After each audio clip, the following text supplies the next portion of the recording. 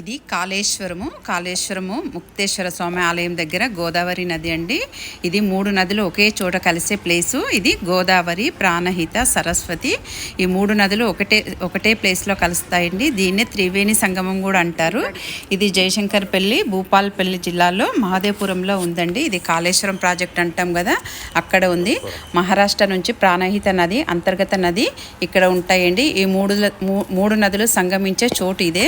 మనం తెలంగాణలో ఉన్నాము, అక్కడి సైడు మహారాష్ట్ర ఉంటుందండి. ఈ కాళేశ్వరము దక్షిణ కాశీ అంటారు.